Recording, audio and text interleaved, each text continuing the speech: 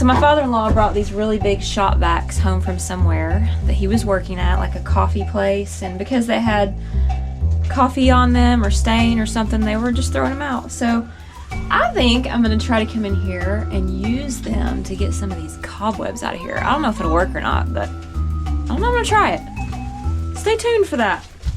Good morning. It is 37 out here, 10 o'clock. And I need to get down to my greenhouse to make sure I've got enough pellets in the stove because there is no sun out. I was hoping the clouds would break up today and we'd have a little sunshine. I'm not sure that's gonna happen. Okay, my stove is still on. That's a good sign.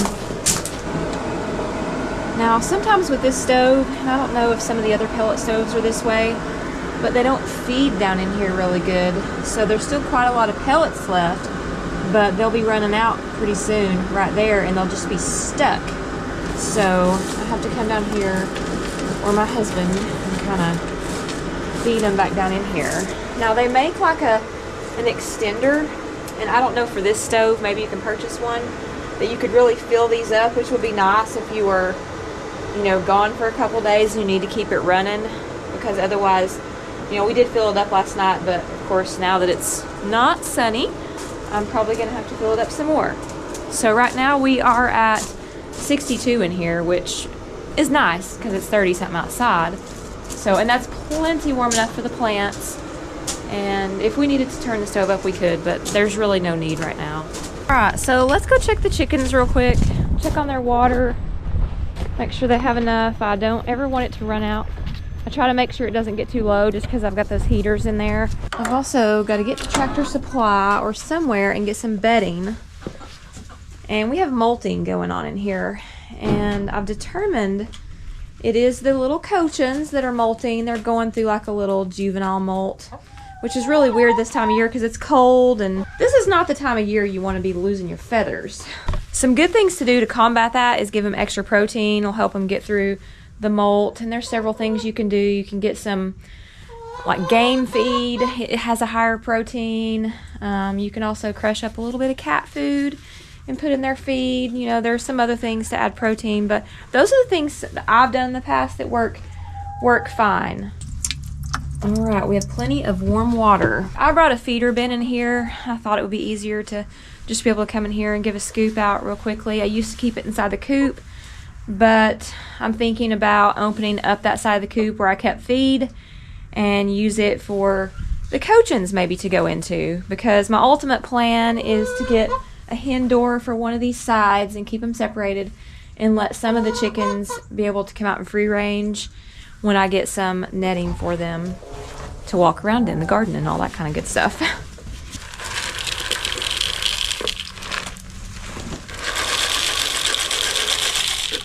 I'm gonna go in there and give them a little scoop of scratch.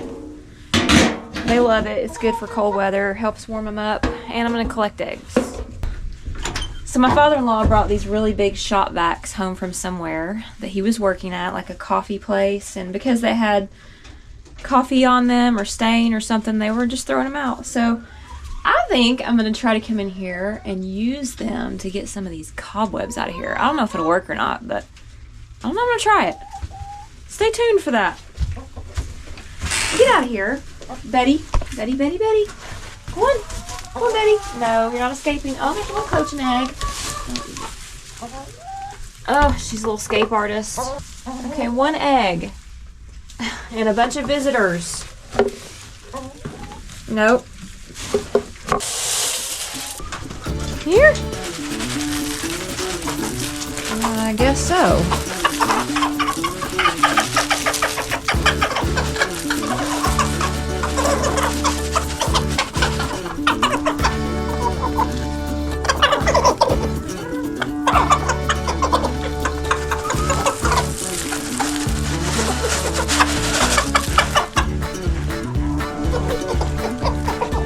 Some on this side too.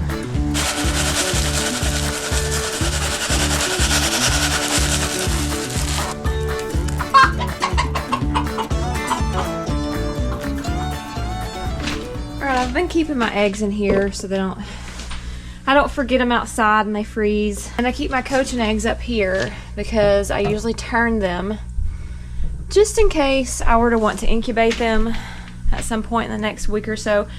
Or if somebody, which I'm not going to right now, but maybe on in the spring or something. Or if somebody, you know, messaged me and say, hey, you got any cochin eggs? I keep them turning just so the membranes don't stick, and they're able to put them in an incubator or up under a chicken if they have one broody. All right, I'm back at it again. I have decided I am going to try this shop vac thing, maybe, if I can get it down to the chicken coop. Actually, I'm on a mission just to see if there's some down there. I think there was last time I checked. I'm obviously not going to use the one I have in the basement. It's a small one. I use it for in there in the greenhouse. But there was some really big ones down here beside the tractor shed. And I don't know. Maybe it'll work. I mean, it is really... Chicken coops get very dusty. They just do. They're going to. Barns, you've got pine shavings. They're kicking it up. They're scratching. They're doing all those kind of things. And I've used blowers before to blow it out, but boy, that is a disastrous mess. Oh mercy, these are big. Look at this. This place was like throwing these away. Of course, my father-in-law, he brings not one home, but like 4. we can pick on each other because it's all we do. But anyways, maybe one of these will work. All right, got one loaded up. The chickens are probably not going to be real happy about this thing. If I'm just guessing. The door's frozen. Here we go. Alright, y'all can see all the dust. Quite embarrassing. Cobwebs.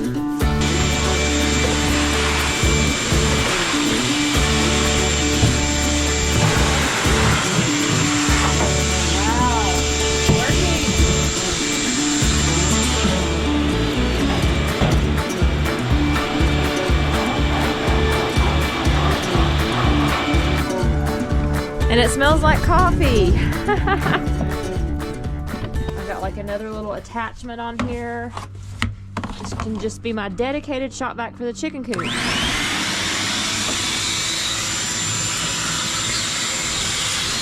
the wire off really good.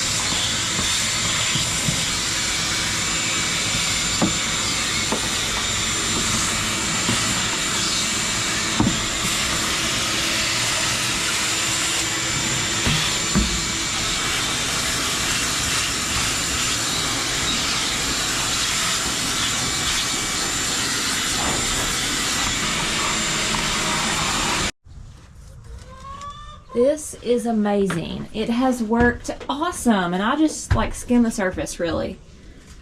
Wow. Really easy, and I didn't have to breathe in like all the chicken dust and everything. Ooh. Hey now. Good grief. Whew. Looks good. I recommend it. I really do. I took it in here and see what it could do, and wow, we got the ceilings cleaned. We got all the wire cleaned off. The walls, I should have got the windows, but I may spray them with something and just wipe them down really good. But oh my goodness, quick, easy cleaning. All the cobwebs are out of here. Didn't have to breathe in and stir up the dust.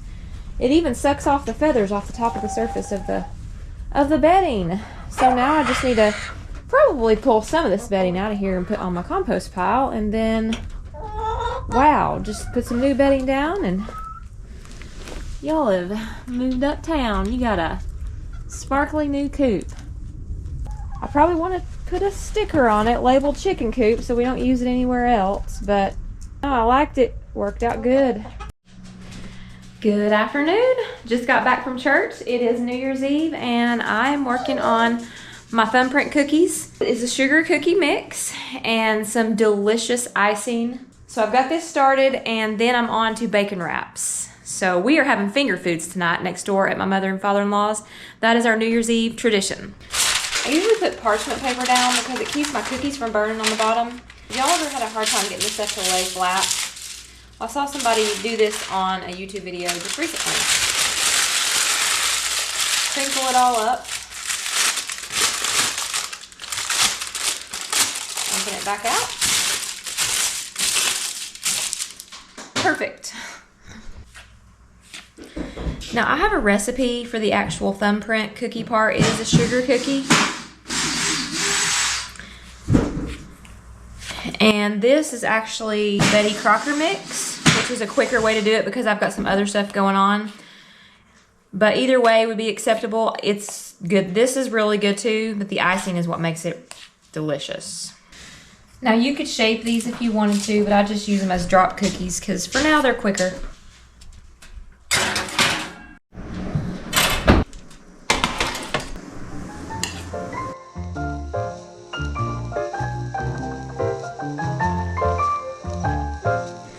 Here's the icing,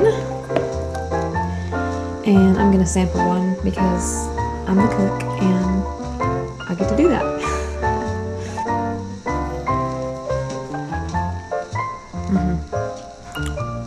Very good.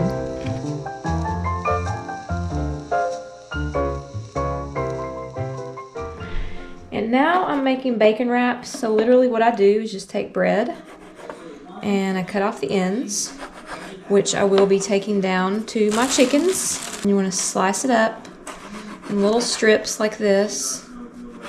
Now you're just going to take the bacon, probably get 3 pieces out of each slice. I'm going to cut it to make sure. Yeah. Now what you want to do is lay it on top of this. Alright, for the third and final ingredient, and that is cream of mushroom soup.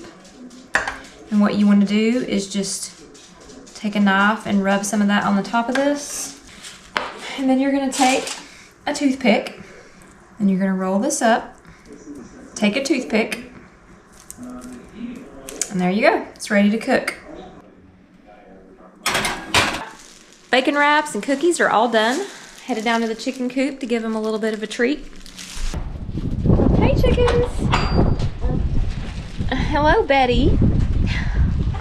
Good grief. How would I know it would be you trying to get out first? Woo, y'all, that wind. Get back here where it's not windy. Bread. I know that's probably not the most healthiest snack. No, wait a minute. But it is New Year's Eve, you know. Everybody's gotta have a treat. Betty. Wait a minute. My goodness, you are impatient.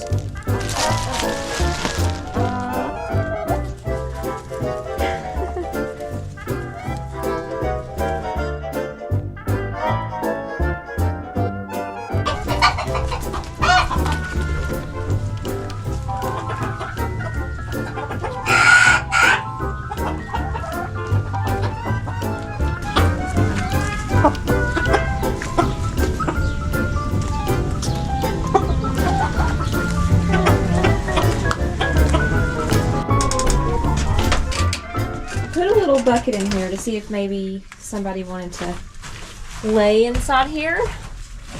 Let's see if it, oh, some coaches laid in here. I thought they might like this. Like a little cozy area for them not to be bothered. Nice.